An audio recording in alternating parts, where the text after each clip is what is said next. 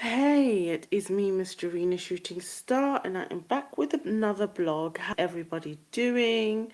I was just listening to Cynthia irritating. She's got that really high toned.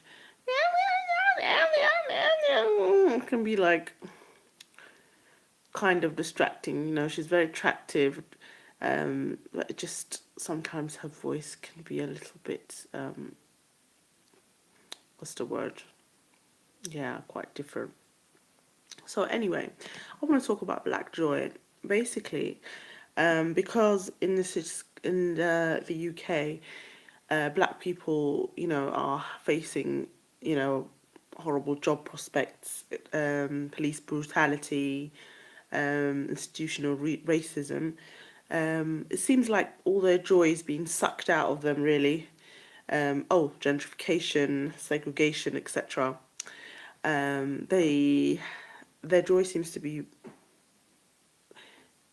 their joy seems to be sucked out of them, basically. But I just want to talk about how we can have some joy, and even despite all these things, how to remain positive and how to um, provide some happiness and not letting it get to you, because I honestly believe that they can do all these things, but they should you shouldn't let them take your joy out, and your joy is always inside of you, and you should try and find it, and especially as black girls, because we're completely erased from the media, and we've been really, yeah, what's the word, yeah, we have a whole media propaganda against us, against our image and everything. So you can understand why they won't have much joy, but how to counteract that and just sort of not let it get to you, and still, um, bring out your joy. And because I just feel like when you have some joy, or when you laugh, or when you're carefree, or when you're happy, it really, really pisses off a lot of racists, because that's not their intention. Their intention is not to make you happy. Their intention is to piss you off and annoy you. So when you're laughing and you're happy, they're like, damn, why is it not working? So, I just think people need to bring out their joy. I call it black joy because it's within all of us, and um, try and bring it out a bit more, and don't be sort of don't let it don't let things make it seem like you're carrying the whole world's weight in your shoulder. It may be the case, but try and counteract it, and always have hope, and don't let it get to you, basically. And that's why I want to talk about black joy. I think it's very important that black people are seen happy, and do things to make themselves happy, lift their spirits up, because we are very spiritual people. We really are, all this whole emotion, spiritual music, it's all very much connected to our psyche and who we are as a people, and we must not let our joy disappear. Find your joy, whatever it is, whether it's your hobby, and yeah, bring it out of you. Don't be bogged down by all the bad news. If the bad news in the press, on the media is getting you down, don't watch it. Don't watch it. Honestly, switch it off. Switch it off, because if you feel like it's bringing you down. Another thing is social media with this whole fake projection. I'm not saying like pretend to be happy and post pictures, which is what you see on social media, and actually that's the worst thing you could do, because a lot of people doing that on social media are not really happy.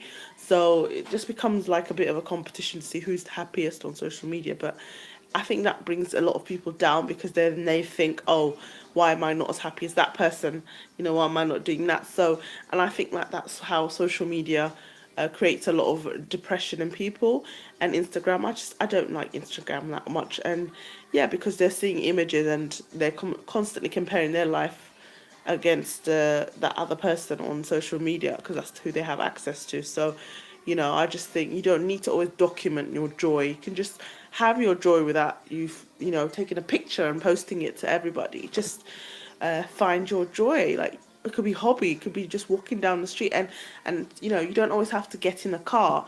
You don't get as much freedom in the car. You should be able to walk, and you can release those happy endorphins. And it's true, honestly. So do something random like walking, and getting exercise too.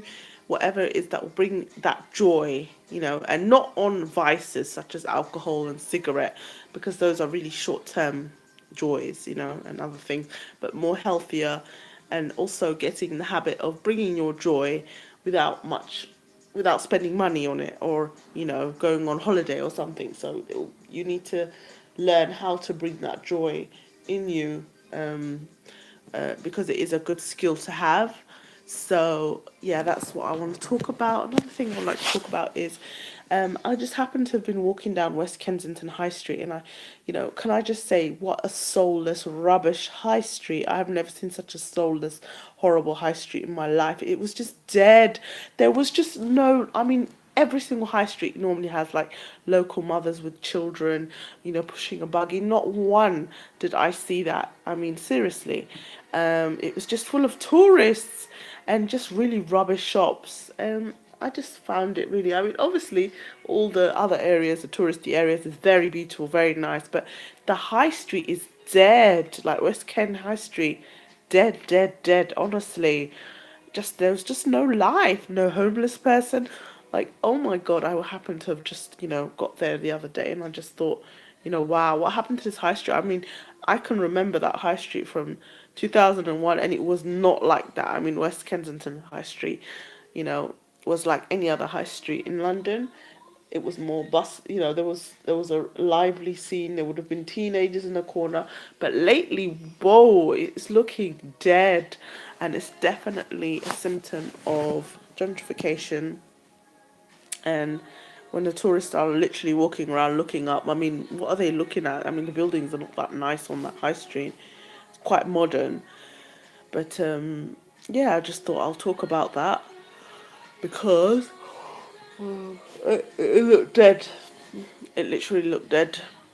Um, I was quite disappointed, really. And another thing is that I would like to talk about is lately there's all this diversity articles. They realise that most books do not have a black person um, as a lead character in the novels and the children's books and the adult books. And people are writing articles about it, but to me it just seems like white guilt. They feel really guilty about the lack of representation and equality, and they're just trying to look like they're doing something. So yeah, lately there's a lot of articles, and all these big companies are trying to, you know because there's a big wage difference between black employees and white employees. Like, it's humongous. Like, the gap is like the size of the Atlantic Ocean at how much difference there is, and it's really bad. Like, on an international level, so something like Channel 4, you would think that the black journalists will be on the same level as the white journalists, but clearly they're not. And all eyes are on it and how bad it really is. And you can sort of see, by judging by the articles, the amount of white guilt there is in the way diversity is, and things like that. And I'm seeing a lot of those articles. Another thing I would like to talk about is, oh my God, Sadiq Khan, he went there. He actually called himself a BME role model. Oh my, did he just literally did, and that just made me sick when I read the article. Now he's calling himself a BME role model, despite not helping his BME community, despite as being as most, middle class, as white as possible, BME, token, token representative of BME people, but really he doesn't care. But now he's actually going off with the word and calling himself a BME role model. I don't see any young people seeing him as a role model, because he's not really doing much for the BME community, especially his own Bengali community and things like that. He doesn't take pictures with them, only when it's involving knife crime or something really stereotypically horrible. But yeah, now he's also jumping in the whole BME diversity tick box bandwagon, and it's just craziness, honestly. The fact that he's now considering himself a BME. I mean, he avoided being an ethnic minority for so long, so that he can fit in and stop the far right people attacking him. But yeah, so I just found that a bit funny. Another thing I'd like to talk about is, yeah, there was a really good documentary on The Grapevine. Anyone who's interested can watch it on YouTube. The Grapevine, which is normally listed in New York, is in the UK at the moment, and they did a very interesting topic on police brutality in the UK, which has a lot of, you know, black people that have been murdered by the police, but there's been no conviction. So that was a really interesting debate. Do watch it. I think it's a good thing that they're recording themselves and they're being heard, because straight after that was aired, The Guardian did an article. So, you know, all these big major media companies and magazines are actually on YouTube, you know, listening to people. And, you know, because, like I said, the buzzword diversity is quite a hot topic at the moment.